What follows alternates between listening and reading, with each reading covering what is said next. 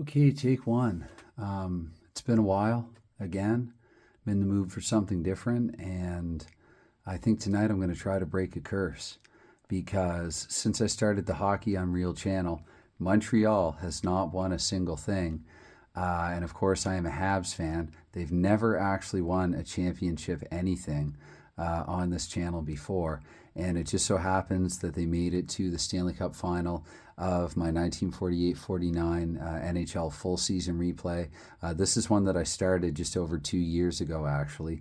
I started it in October of 2022, and at the time, for the first few months at least, I was following the schedule to the day, like playing the games in the same day that they were played in real life, except I guess then it would have been 73 years later, or 74 years later. And so it's been a couple of years, been doing this obviously on and off, but I've decided that, well, I just want to do this tonight, this best of seven. I thought about live streaming it, but obviously I'm not doing that. And yeah. And so one thing that I've tried to do that I've not done in past videos is I have the information written down here. I don't think I've ever done anything quite like this. I'm hoping that I don't forget this. I think, anyway, this will be a way for me to keep track of it. DoC hockey is unique in that the sequences for the periods, it's basically 8 sequences per period, although as a house rule, when it's the third and final period, I do 9 and 10. And I've thought to myself as well, and I'm pretty sure that I've done this before, for sudden death overtime, which is rare, that I play in this, but I'll also use 10 sequences per period for those. So I'm hoping that I'll be able to move this timer accordingly. Maybe for underneath here, I've got G1 all the way up to 7 if need be, and so I think maybe what I'll do is write like an M if Montreal wins or a D if Detroit wins. I can keep track of the series that way. And anyone glancing at this, of course, this could end up being quite a long video, so if you just want to skim through and see like what the score is, that's completely understandable. If you're just curious to check it out in that way. And yeah, and this will mark the periods here, OT1, OT2. I'm not sure if I've ever had an OT3 in a game of DoC hockey before, but I don't know. If need be, again, it's so rare, I'll just find somewhere to put the marker. So anyway, and also too, I want to show, I'm gonna play and teach this one at the same time here a little bit, especially as I'm getting back into the rhythm of it. I've not played it, I don't think, since the last game that I filmed, which was like back in the summer. I've not played this game since then. And so I just want to show again, for like, as consider this an added endorsement for DoC hockey, just how easy this game is to get back into, even when you've been away for some months. Now that I've said that, I may in fact screw something up royally here, but I think that I'm pretty sure anyway that it's. I mean, there's a couple things that I do differently anyway. Like I have a couple house rules, and like the 9-10 sequence for the third period. And so if something comes up, we'll just say that it's that. But I don't know. You can watch, you can evaluate how I play this game. I've shuffled these before I started. Please trust me. This deck is not rigged in favor of Montreal. And in fact, again, anyone who's followed this channel, you know that I'm a Habs fan.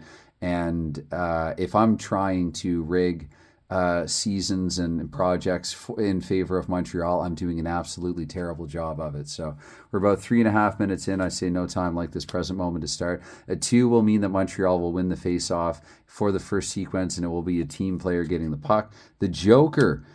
Wow, already I've got something strange. So normally what I do anytime that the Joker comes up, I just take the puck away from the the road team, the visiting team, and that sort of gives the home team an advantage. So that's what I'm going to do here. And then normally this would still count as the first part of the sequence. So I'm going to turn over 3 more cards and then continue play. So into the second sequence we go. So that's going to be a red jack that goes to Bud Poyle. Bud Poyle here with the 9. And so Poyle's going to successfully feed the puck through. He gets the puck onto Pete Horak. And with the 4, Horak actually needs a 7. So Bill Durnan making the save there. 2, so this is going to be a Detroit team player for the third sequence. And that player is a 6. For the team player, I'll just kind of guesstimate. I'm going to say Jack Stewart has it from the back end. And Stewart with the red 6, Detroit needs an 8 or greater in order to make a play. So 2 more cards are turned over. And we go into the 4th sequence here, which is basically up to the 10-minute mark of the period. So it's going to be Detroit again with possession. This time it is Jim McFadden, who won the Calder Trophy in 47-48. McFadden there with the Queen, so we go over to Montreal's team defense, and only on Red Kings can they penetrate. 2 more cards are burned. That's going to be the king. That's going to be Montreal's first possession here. Joe Carveth, 12.5 minutes in. Carveth with the ace. He'll be able to feed it through. But actually, it's going to get back to Chamberlain. I was going to say Legier at the point, but instead Chamberlain, who needs an ace, 9, or 10 to score. And he just misses with an 8. Just misses narrowly. I've not done hockey commentary in a while, so I should try to maybe just keep this simple as possible. Onto the 6th sequence there with the 6. That's going to be Bob Fillion with the puck. And the queen, we look at Detroit's team defense and no can do. So to the 7th sequence now, and that is a 5. That's going to be Detroit. George G with possession. G with the red jack. Unfortunately, nothing doing there. So that goes to the final sequence of the first period where Montreal will get the final possession. That's Roger Legier. And with the 3, we can basically say that it cancels out. And so at the end of one period of play, the score is still 0-0 for both sides. So I'm going to pause and shuffle. All right, so I've shuffled the deck, and that period took just over 2 minutes. It was like 2 minutes and 20 seconds to play, and I was talking, going a little more slowly than normal. But of course, there were no goals scored in that period as well, so that could have made it a little bit longer. But it just goes to show, I mean, you can get through, and again, I've not played it in months, but it just goes to show how quickly you can get through a period of DoC hockey. Something that I meant to do off the top that I'm going to do now before I get into the second period here, and I'll reset the period and our clock or sequence timer, is I just wanted to mention, just going back here, and I can't remember if I did this for a previous playoff video, I don't think so, but like in real life, in my replay, Detroit, they finished, and I've got it on my screen here in front of me, but I'm just going to talk about it. Detroit finished in first place in the NHL in my replay with 75 points. It was a little different, teams 2 and 3. Montreal actually passed Boston. Boston, New York, and Toronto, as I recall, late in the season. Again, I've been playing this on and off over just over 2 years now. But Toronto and New York both really fell off late in the season. But for New York, it was a surprise in my replay that they were there in the first place. The Rangers actually finished 4th and clinched the final playoff spot, which bumped out Toronto by 3 points. Toronto finishing with 55 points, 57 in real life. So in real life, Toronto, though they won the Stanley Cup in this season, they just barely made it into the playoffs with 57 points in 4th place. And so I've effectively now, with my replay of the 47 season that Montreal won, that was before I had a channel, and then the 48 season, which Detroit won. Yes, Detroit won. I have that up on the channel somewhere still, I think. In this one, and so in this one here, it's again, basically I've effectively removed the entire late 40s dynasty from Toronto for all you Leafs fans that might check this out. And that's why it's Montreal and Detroit playing off for the Cup. In the playoffs, in the opening round, I did 1-4 and 2-3. 1-4 was Detroit and New York. That was a sweep. So New York, basically, they overachieved all regular season in my replay just to get swept in the opening round by Detroit. In the 2 versus 3 matchup, Montreal and Boston, I have actually game 1 of that series on this channel, and Boston won in game 1. I did not video record the other 4 games. Please believe me that Montreal did come back and they swept the series over Boston after that, because of course, had those games been recorded on this channel where Boston does really well on this desktop or whatever, then Montreal probably would have lost those games. Anyway, been talking now for, my eyes aren't getting any younger, for a few more minutes there, just looking at the clock time, so a couple more minutes there. It's time to start the second period. So it's going to be Detroit getting the possession here off the draw, and that's Pete Horak with the puck again. Horak here with the Black King, but unfortunately for Horak and Detroit's sake, only Red Kings can penetrate the Montreal team defense. So up to sequence 2 we go here, and with the 6, it's Detroit maintaining possession. This time it's Max McNabb with the ace, so he'll play it through.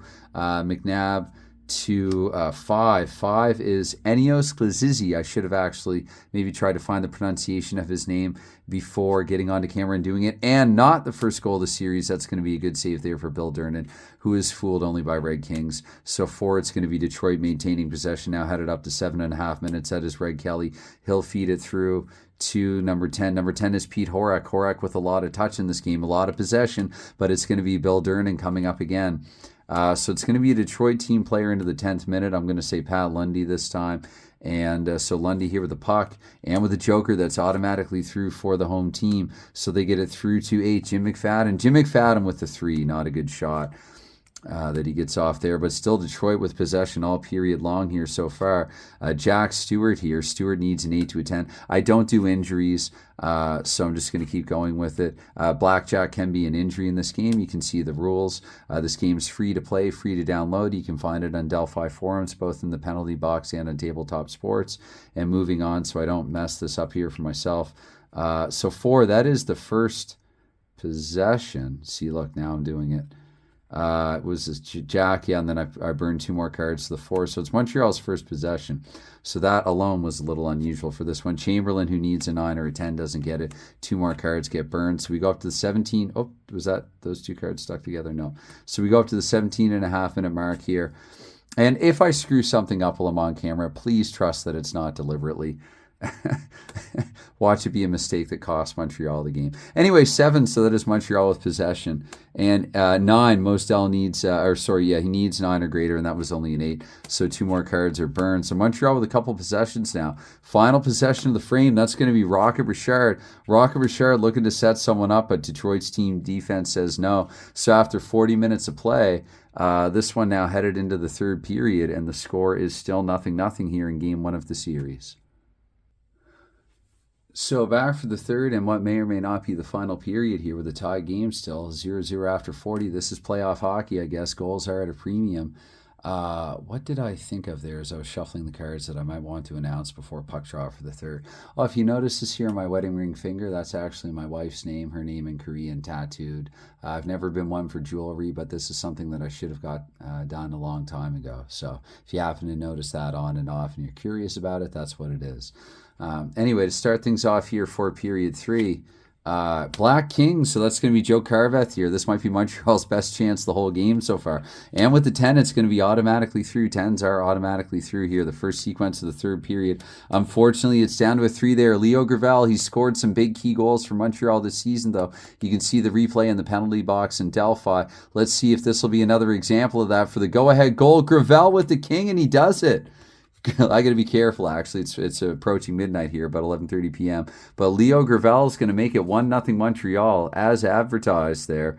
Gravel coming up big there with the 1-0 go-ahead goal, the icebreaker here in the first couple minutes of the third period. And so looking at the assist, Gravel, it was actually from Carveth. We'll give him the first assist, and we'll look here to see if there is a second assist. And so we looked at clubs and the Queen. Jerry Plamondon, I hope I've pronounced his name correctly. So some Carveth maybe taking an extra shift there with Montreal. Maybe they started with their 4th line or something like that. If you want to narrate it, it is Gravel from Carveth and Plamondon here in early in the third period. So 1-0 Montreal, but that's automatically for Detroit here in the second sequence.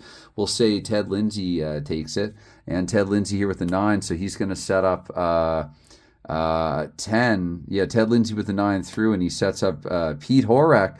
Horak, man, he's been hounding around the net all game long. And with the 9, I think that's going to be, he needs a 7 or greater. So just like that, we have a tie game here once again. Detroit wasting no time, making sure that they do not fall and stay behind. So it's Detroit here tying it at 1. And they like that. They're loving that here at the Olympia. And so that was Horak from Ted Lindsay. And the ace of clubs, we're going to give Bub Poyle an assist there. Detroit putting on a dominant offensive line there to even the score. But it's going to be Montreal with possession in the third sequence. That is, again, Rocket Richard. Rocket Richard, unfortunately, needs a 6 to 10. Not quite the passer or playmaker as he is the shooter. So we go to the next sequence here up to the 10-minute mark. And that is going to be Montreal this time. It's a team player 7. We'll say Bob Filion with that. And with the 8, so Montreal is going to be able to set up somebody. They actually set up the aforementioned Rocket Richard.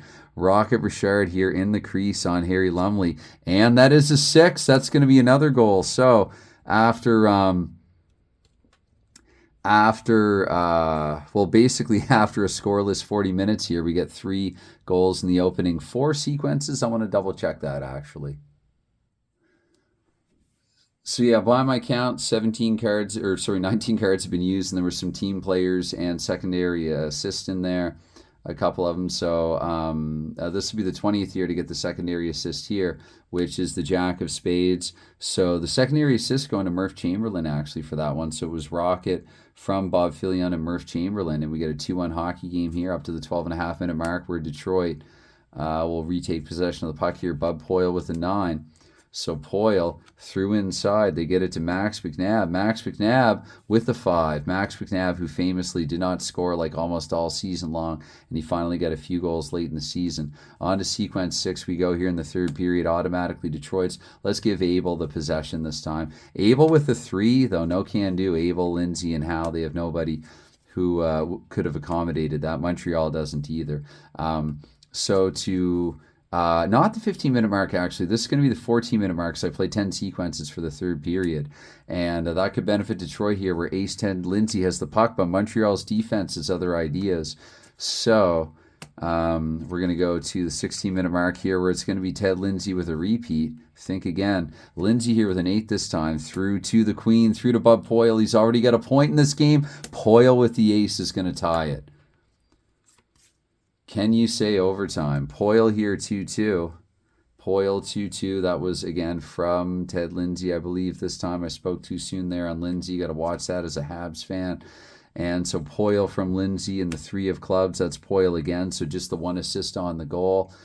And one of many things that's great and simple about the DoC mechanisms is because you can have the same assist and goal scorer, and then if the card comes up and that player is already in the team card, it then becomes an unassisted goal. Those are rare but possible, just like in real life.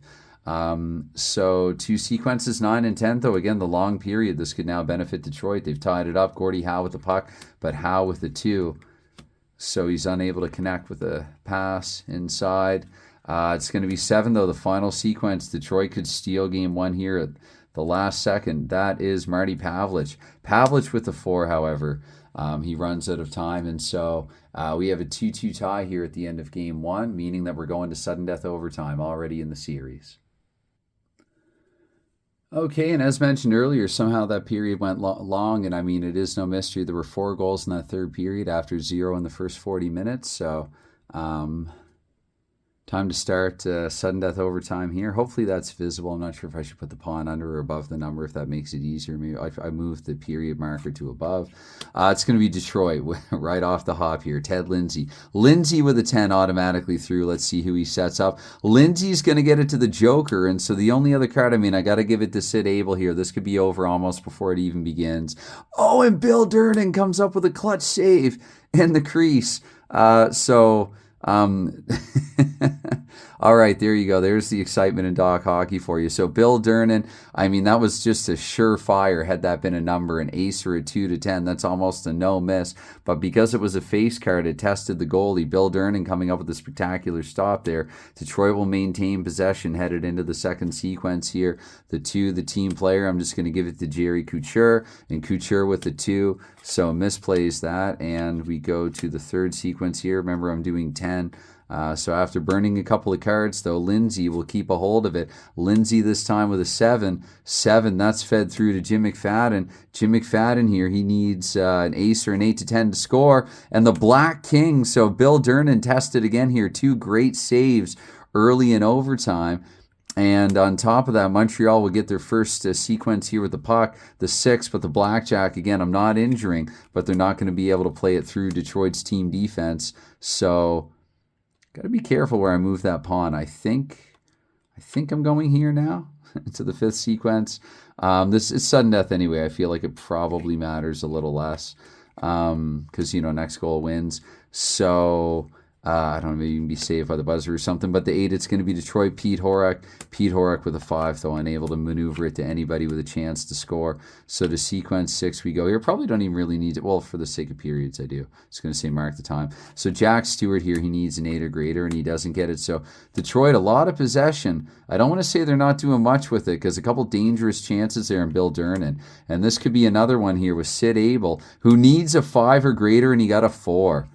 So... sequence 8, I believe we're at here. It's going to be a 3. That's Roger Legier. Roger Legier with a 6 where he needs a 9 or greater. Okay, 2 more sequences. It's going to be Montreal now. Detroit had a lot of possession earlier in the period. So Ken Reardon, he needs an 8 or greater, and he does not get it.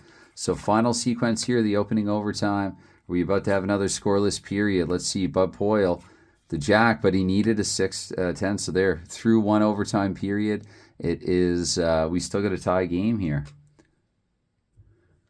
All right, so still deadlocked after 40, and it's 20 minutes, or after 40, my goodness, after 80, I guess. And 3 scoreless periods there out of 4 with just the 4 goals in the third period. And I think actually, originally I thought I'd put the entire best of 7 series on one video, but I think what I might do, since this game has run a little long, and it's like now 19 minutes from midnight over here, here in the so far out west, they call it east again. I think what I will do is just stop after this video actually and just upload it, and then maybe play more of the series later on. I thought I'd be able to sneak in like some 10-ish minute games there, because you can basically, like, you can get through a game in about 10 minutes, like a decent average game, especially if you're not talking as I am now. So it is feasible that within an hour or so you can play an entire best of 7 series, which is one of many things that I like about this game. And I think, again, for not having done it in months, I think I'm able to pick it up pretty easily. It's pretty straightforward. Again, I simplify a thing or two. I don't bother with like the jacks, the blackjacks, and there's a couple extra flips to like check for an injury. I just don't bother with that. Especially for when I'm replaying a season and these cards are already calibrated, is the word that it comes to mind, but I don't think it's the word I want to use here. But these cards already factor in that some of these players miss some time in real life during the season, so I don't want to injure them further. Anyway, kicking things off here for the second sudden death period of overtime. And look at that, it's Montreal rocket Richard off the hop. Let's see if he can do an individual effort to force it through. He cannot with the black 5.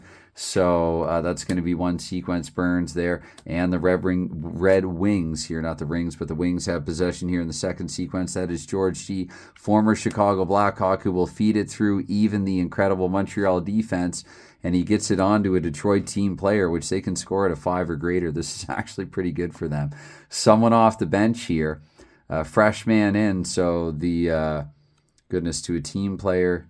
Wait, now I got to watch out here. Team player. So I'm going to flip to see who the team player is, and that would have been nice because it would have missed. The team player, I'm going to say Red Kelly from the point, and either ace or a 5-10 will win it. And that is a 2. So Detroit, again, they had a couple chances in the opening overtime. So with a black 3, that's going to go back to Montreal here, and Roger Legier. Roger Legier this time with a 6, and doesn't manage to squeeze anything through, and it's going to be the black ace. That is Billy Ray. I think this is his first possession all game. But with the red jack, the Detroit defense are all over him. So 2 more cards burned, and up to the 5th sequence we go. And that is going to be Ted Lindsay. He's had a lot of touches in this game as well. 10 is automatically through to Sid Abel. Didn't we have this before? I thought I shuffled the cards well enough. And that is, look, I shuffled, if you had seen me with the camera turned off, I shuffled the cards a ton. I want to say that I shuffled them, and even maybe I shuffled them so much that those 4 cards came into sequence back into place. I really, honest to goodness, thought I had shuffled well. Anyway, so Jack Stewart's going to still be the benefactor of that. Detroit maintaining possession, but with the 6, they can't fit anything through. So Montreal this time, Ken Reardon here with the puck. I believe we're going to the 7th again. It doesn't matter quite as much with sudden death. I can check a little bit later on. The Detroit team defense will put a stop to that.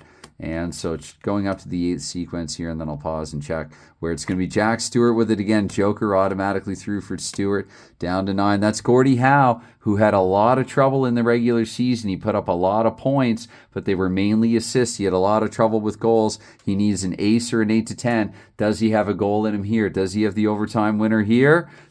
There you go. That's the game. So again, if I'm trying to rig this for Montreal, I'm doing a horrible job. Yeah, it looks like there were 4 cards in the sequence there that repeated, and apparently I hadn't shuffled quite as well as I thought I did, but we get a different sequence here, and we get a different result here and a different winner. So there you go. Game 1 in overtime, in double overtime at that, near the end of double overtime. That'd be about the equivalent of 16 minutes into double overtime. I guess if you want to get creative, let's say 16:46, the first 2 cards that came up, or maybe 15:46, we'll say, here in overtime.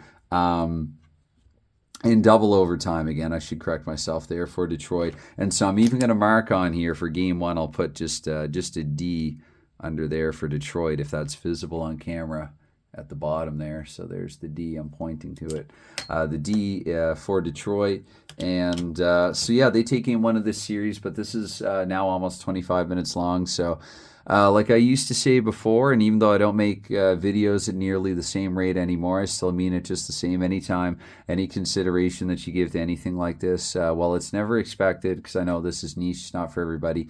It is greatly appreciated nonetheless. And if I didn't enjoy doing this, I wouldn't do it from time to time. I think variety is the spice. I do enjoy playing offline, even sometimes offline, though, as I think we all do. I'll like at least quietly do commentary to myself at the desk. But guys, I got to apologize. I'm rusty for hockey in general this season. I've been following it on and off. I saw Canada's terrible output in the World Juniors there for the New Year's Eve game. That was the last hockey game that I saw. Haven't watched many since then in between, or I mean before that, even for the few months this NHL season in between. I've been following it every once in a while, but yeah, just other things. I mean, it's a beautiful problem, quotation marks, to have when you just have other things that come up and take up your time. And but yeah, if I didn't enjoy this, then I wouldn't still be doing it from time to time. It's nice to follow you guys from time to time. By you, I think you know who I mean, as Al Red Sox fan says best, the FOC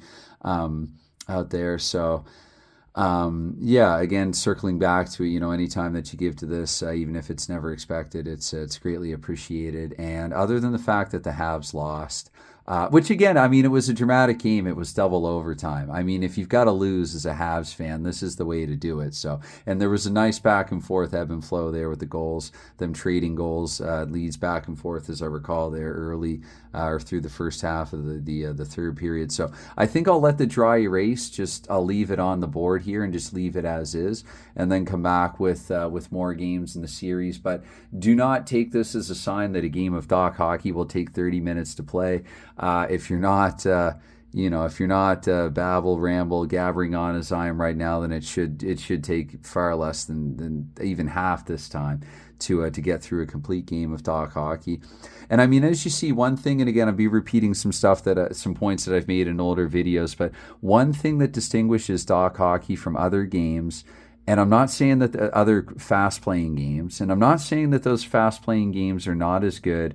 Games have their strengths and their weaknesses, but if you want a game that you can play in 10 to 15 minutes, sometimes less, where with every flip of the card, you're interacting with at least one or two. With every sequence, you're going to interact with like a minimum of a couple of players, and sometimes sometimes it can even go to both rosters in one sequence if the team defense or if the goalie is checked on the other side. So you're just compared again to those other fast-playing games, which also have things that they do really well. A game like Shootout, for instance, does manage to fit penalties, for example, into a game that plays almost as quickly. So again, they all have their strengths and their weaknesses, but one strength for DoC, and one thing that again makes it unique again to those other, when I think is sort of the big three, and I would add Stone Cold in there as well, but like kind of like Mike's that I have in this channel. I have some Stone Cold in this channel as well, but Mike's, Shootout, and DoC. By Mike's, I mean Mike Owens Quick Play Pro Hockey. Of those three, one thing that does distinguish this one, you're not just interacting with a player, like say after a goal is scored, or in Shootout, like for a scoring chance and then a possible goal. With this one, the beginning of the sequence, you could see that as the team getting the puck in their own end. If you want to, again, obviously you're abstracting and kind of coming up with your own narrative for the game. So at this point, it almost seems like I'm trying to make this a 30-minute long video, but I think this is that would be longer than it needs to be. So all right, again, thanks. Thanks. Continue enjoying your games. I still enjoy games like this when I have the time. And cheers, thanks. Bye for now.